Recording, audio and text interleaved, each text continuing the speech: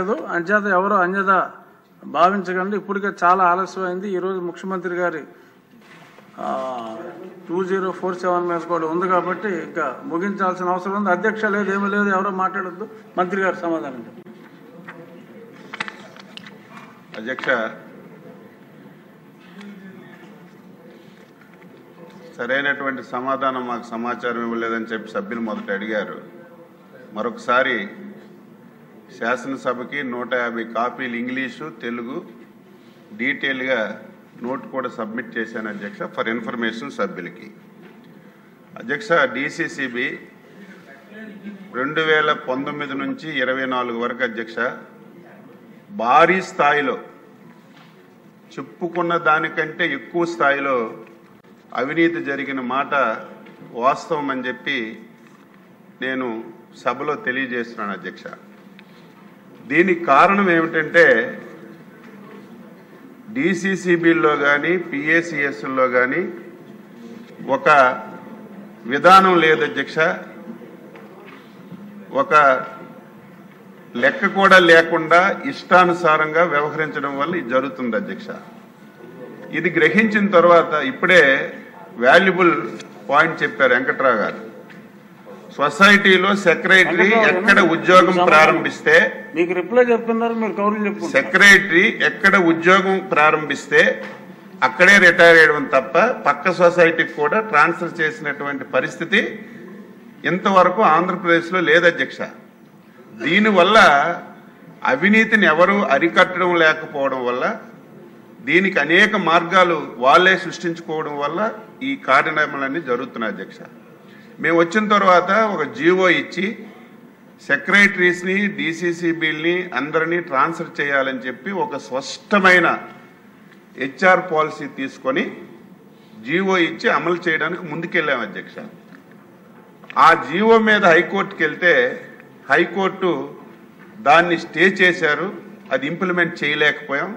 Stay vacate చేయడానికి అన్ని విధాల ప్రయత్నం చేస్తున్నాం. ఏజీ గారితో కూడా మాట్లాడుతున్నాం. స్టే వెకేట్ అయితే ఉద్యోగస్తుల నుంచి తీవ్ర అభ్యర్థం ఉన్నా ఇది చాలా తప్పు. చిన్న దాంట్లో కూడా ట్రాన్స్ఫర్స్ ఉంటాయి. ఇంత పెద్ద వ్యవస్థలో ట్రాన్స్ఫర్స్ లేకపోవడం చాలా తప్పుడు విధానం అని చెప్పి దీన్ని అమలు చేయడానికి ప్రయత్నం చేస్తున్నాం అధ్యక్ష. ఈ 9 మాసాల్లో పేపర్లో పడిన గౌరవ సభ్యులు నాకు కంప్లైంట్ ఇచ్చినా ఇమీడియట్గా యాక్షన్కి చర్యలు తీసుకుంటున్నాం అధ్యక్ష.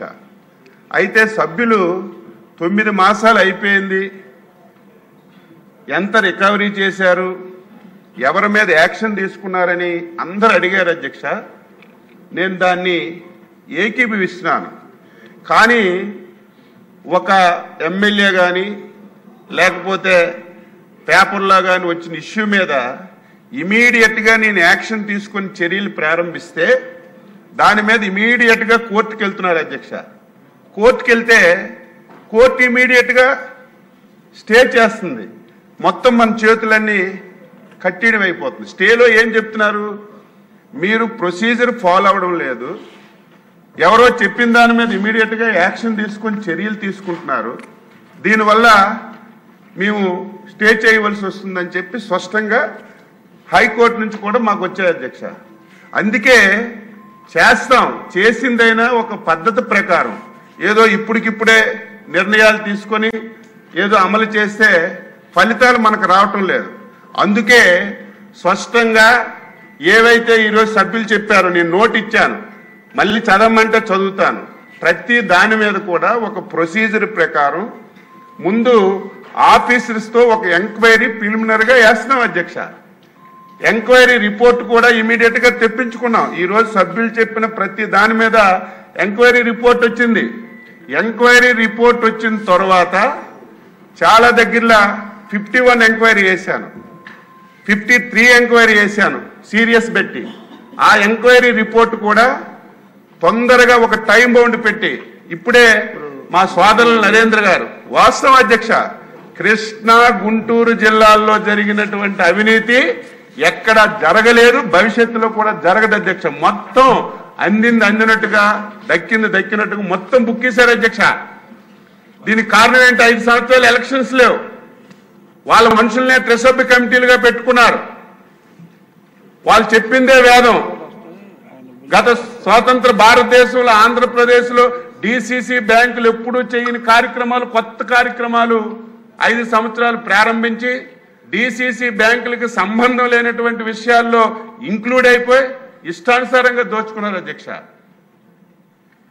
దీనివల్ల ఒక ప్రొసీజర్ ప్రకారం ఇప్పటికే ఎవరైతే అధికారులు ఎంక్వైరీ ప్రిలిమినరీ అయ్యిందో ఆ రిపోర్ట్ వచ్చాయి. రిపోర్ట్ వచ్చిన తర్వాత ఇప్పుడే సభ్యులు చెప్పారు, నేను చాలా రోజులు అడిగితే ఎంక్వైరీ కూడా డిసెంబర్లో వేశారని. సభ్యులు నాకు చెప్పిన వెంటనే ఆఫీసులో ప్రిలిమినరీ ఎంక్వైరీ వేశాను. డిసెంబర్లో రిపోర్ట్ వస్తే దాని ఆధారంగా 51 ఎంక్వైరీ చేశాను. 51 ఎంక్వైరీ కూడా ఈ నెలాఖరికి మా దగ్గరికి వస్తుంది. వస్తే స్పష్టంగా యాక్షన్ తప్పనిసరిగా తీసుకుంటాం అధ్యక్ష. ఇప్పటికే నేను వచ్చిన తర్వాత పాత సీఈఓలు ఉన్నారు, 13 బ్యాంకులు ఉన్నాయి. 13 బ్యాంకుల్లో ఎక్కడైతే సీఈఓల మీద మనకి అలిగేషన్స్ వచ్చిందో ఇమీడియట్గా నాబార్డుకి చెప్పి ఇంటర్వ్యూలు పెట్టించి పద్ధతి ప్రకారం 6-7 సీఈఓల్ని రిమూవల్ చేశాం అధ్యక్ష. పాత వాళ్ళందరినీ కొత్త వాళ్ళని వేసాం. దయ ఉంచి ఈ ప్రభుత్వం చాలా సీరియస్గా ఉంది డీసీబీ మీద. పేపర్ తెల్లవారు చూస్తే ఏదో ఒక సొసైటీలో ఎంత తినేశారు. ఈరోజు పచ్చిపాటు ఉంది అధ్యక్ష. వెంటనే శాసనసభ్యులు చెప్పిన వెంటనే యాక్షన్ తీసుకున్నాం. ఆయన కోర్టుకెళ్ళి స్టే తెచ్చారు. స్టే వెకేట్ చేశాం. ఎంక్వైరీ కంప్లీట్ అవుతుంది. అదేవిధంగా ప్రకాశం జిల్లా నిన్న మొన్న కలెక్టర్కి ఆదేశాలు ఇచ్చాం. మీ జిల్లాలో ఈ రకంగా జరిగింది, ఎంత అవినీతి జరిగింది, ఇమీడియట్గా యాక్షన్ తీసుకోమని చెప్పి. అదేవిధంగా కృష్ణా, గుంటూరు చాలా దారుణాలు జరిగాయి. అదేవిధంగా మీ జిల్లా అధ్యక్ష ఏలూరు జిల్లాలో ఒక 2-3 సొసైటీలు ఏదైతే చాలా దారుణమైనటువంటి పరిస్థితులు. ఇవన్నీ డీటెయిల్గా ఎంక్వైరీ చేసి స్పష్టంగా మాటిస్తున్నాను. దీనికి ఒక టైం బౌండ్ పెడతాం. ఇంకా మీ దగ్గర ఏదైనా సమాచారం ఉంటే ఇవ్వండి. నా ఉద్దేశం ఏదో కింద స్థాయిలో ఉన్నటువంటి పిఎస్సిఎస్ సెక్రటరీ మీదో కింద స్థాయిలో ఉన్నటువంటి ఆఫీసర్ మీద కాదు. మీరు అన్నట్టుగా అందరూ పాత్ర ఉంటే తప్పింత అవినీతి జరగదు అధ్యక్ష. పై నుంచి కింద వరకు అందరూ పాత్ర ఉంది. దీని మీద డీటెయిల్గా ఎంక్వైరీ చేస్తాం. నేను ఇక్కడైతే ముఖ్యమంత్రి లేరుగా అందుకే చెప్పలేకపోతున్నాను. మళ్ళీ ముఖ్యమంత్రి గారితో మాట్లాడి అవసరమైతే దీనికంటే ఎక్కువ ఏదైనా ఎంక్వైరీ చేస్తే ఇంకా వాస్తవాలు బయట వస్తాయంటే ఇంకా ఏమైనా చేయగలిస్తే నేను ముఖ్యమంత్రి గారితో మాట్లాడి చేస్తాను. ఇది ఎందుకంటే 5 సంవత్సరాల అధ్యక్ష పెద్ద వ్యవస్థ ఇది. ఇది ఎవరికి ఉపయోగపడిన వ్యవస్థ? రైతులకు ఉపయోగపడిన వ్యవస్థ. ఈరోజు రైతులు ఇబ్బందుల్లో ఉన్నారు. కానీ ఈ వ్యవస్థ ద్వారా రైతులకు ఉపకారం లేకుండా మొత్తం దోపిడీ చేశారు. నేను సభ్యులకు మాటిస్తున్నాను, టైం టు టైం మీ నియోజకవర్గంలో మీ దగ్గర ఏ పిఎస్సిఎస్ మీద ఏం చర్యలు తీసుకున్నాం, ఏ డిసిసిబి మీద ఏం చర్య తీసుకున్నామో టైం టు టైం మీకు చెప్తాం. ముఖ్యమంత్రి గారి దృష్టిలో పెట్టి ఇంకా అవసరమైతే పెద్ద ఎంక్వైరీ చేసైనా తప్పనిసరిగా చర్యలు ఈ ప్రభుత్వం తీసుకుంటుందని ఈ సందర్భంగా తెలియజేస్తున్నాను. దీని అవినీతికి కారణం ఆఫీసర్స్ ట్రాన్స్ఫర్ కాకపోవడం. రెండవది అధ్యక్ష, లోన్లు సెక్రటరీ దగ్గరికి వెళ్తే సిగరెట్ పెట్టి అట్ట మీద రాసి ఇడికి 20,000 లోన్ ఇవ్వండి అని రాస్తారు. దానికి ఓ లెక్క ఉందా? ఓ పత్రం ఉందా? ఈరోజు మేము వచ్చిన తర్వాత కేంద్ర ప్రభుత్వం ఒక స్కీమ్ పెట్టింది. పిఎస్సిఎస్లు డిసిసిబిలు మీరు ఇమీడియట్గా డిజిటలైజ్ చేయండి, ప్రతిది కూడా మీరు ఆన్లైన్లోకి తీసుకురండి అంటే యుద్ధ ప్రాతిపదికన అధ్యక్ష మీరు చాలా మంది కూడా చెప్పారు. మీరు కూడా చెప్పారు ఇలాగ డిజిటలైజ్ చేస్తున్నామంటే చాలా మంది స్టాఫ్ అందరూ వచ్చి నాకు అడ్డు పెట్టారు. మీరు ఇప్పుడే మీరు కంప్యూటరైజ్ చేస్తే మాకు చాలా ప్రాబ్లమ్స్ వస్తాయి, ఇబ్బంది ఉందంటే ఎవరు చెప్పినా వెళ్ళలేదు అధ్యక్ష. డిజిటలైజేషన్ కంప్లీట్ చేస్తున్నాం. రేపు ఏప్రిల్కి అయిపోతుంది. ఏప్రిల్ నుంచి జాతీయ బ్యాంకులు ఎలాగైతే లావాదేవీలు చేస్తున్నాయో మన కోఆపరేటివ్లో కూడా అదే విధంగా లావాదేవీలు చేసి ఒక అకౌంటబుల్ తీసుకొచ్చి ఈ వ్యవస్థను సరిచేయాలని ప్రయత్నం చేస్తున్నామని ఈ సందర్భంగా తెలియజేస్తూ ఈ ఇష్యూ మీద ప్రభుత్వం చాలా సీరియస్గా ఉంది. అలాగని చెప్పి ఎప్పటికప్పుడే నిర్ణయాలు తీసుకుంటే లీగల్గా చాలా ఇబ్బందులు వస్తున్నాయి. ప్రొసీజర్ ఫాలో అయ్యి ఎంత పెద్దవాడు ఇందులో ఉన్నా సరే వారి మీద యాక్షన్ తీసుకొని మళ్ళీ సభలో మీ సమక్షంలోనే చెప్తామని చెప్పి సందర్భంగా తెలియజేస్తూ సెలవు తీసుకుంటున్నాను.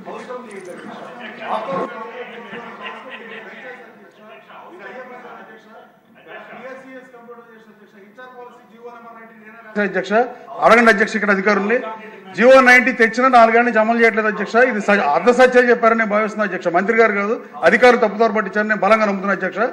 ఇది హౌస్ కమిటీ అయితే తప్ప ఈ డీసీసీబీలు బాగుపడే పరిస్థితి అసలు 80% లేదు అధ్యక్ష. 13 డీసీసీబీలు ఇవ్వడం ఒకే ఒక రాజకీయ పదవి, 3 జిల్లాలకు కలిపి అవడం ఇది ఒకటే అధ్యక్ష. జిల్లాలు పునర్విభజన తర్వాత ఇది ఎప్పటికీ ఇలాగ ఉంటుంది అధ్యక్ష. జిల్లా పరిషత్ విడిపోతే కానీ ఇది ఎలాగే ఉంటుంది. దీన్ని స్టడీ చేయకపోతే ఆ జిల్లాలో 2 కాన్స్టిట్యూన్సీలు, ఈ జిల్లాలో 7 కాన్స్టిట్యూన్సీలు ఇట్లుండి ఇంకా అవినీతి పెరిగిపోతుంది అధ్యక్ష. దయచేసి హౌస్ కమిటీ చేయాల్సిందిగా మిమ్మల్ని కోరుతున్నా అధ్యక్ష. హౌస్ కమిటీ ఆవశ్యకత ఉందా సార్?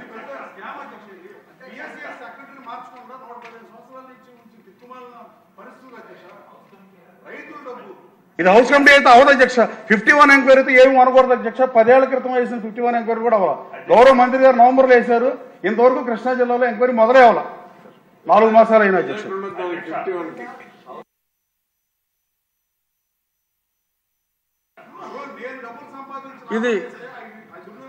ఇది స్పీకర్ గారు వచ్చాక ఆయన సమక్షంలో పెట్టి మంత్రి గారు శాసనసభ ఈ రోజుతో అయిపోవడం లేదు అధ్యక్ష. శాసనసభ కంటిన్యూ అవుతుంది. నేను ఇప్పుడు చెప్పాను ఈ ప్రభుత్వ పరంగా ఏం తీసుకుంటాం, దాని మీద మీరు సాటిస్ఫాక్షన్ అవ్వకపోతే తప్పనిసరిగా హౌస్ కమిటీ వేయడం పెద్ద కష్టమేం కాదు. నేననేది ఒక విధానం కంటిన్యూ అవుతుంది, కొద్ది రోజులు చూద్దాం, దీనిలో మనకి క్లారిటీ వచ్చి దీనివల్ల సమస్య పరిష్కారం అయిందంటే పర్లేదు. లేనప్పుడు హౌస్ కమిటీ కాదు, ఇంకంతకంటే పెద్దది ఏదైనా ఉంటే నేనేం చెప్పాను, వీటిలో వాస్తవాలన్నీ బయటికి రావాలంటే ఎంత పెద్ద సంస్థతోనైనా సరే వెరిఫై చేయడానికి ఏమి ఇబ్బంది లేదు, ఎంక్వైరీ చేయడానికి ఏమి ఇబ్బంది లేదు. దయవుంచి నేను మళ్ళీ ఒకసారి అధ్యక్ష మళ్ళీ ఒకసారి సభ్యులందరికీ నేను కోరుతున్నాను, తప్పనిసరిగా ఈ ఎంక్వైరీలన్నీ జరుగుతాయి, తప్పనిసరిగా రిపోర్ట్ పెడతాం. దీని మీద సాటిస్ఫాక్షన్ లేకపోతే మళ్ళీ వెంటనే హౌస్ కమిటీ చేయడానికి ఎట్టి పరిస్థితుల్లో ఈ ప్రభుత్వానికి ఇబ్బంది లేదు అధ్యక్ష. అందరూ ఎవరి కాలం లెగ్స్ నుంచుని మాట్లాడొద్దని కోరుకుంటున్నా. ఇప్పుడు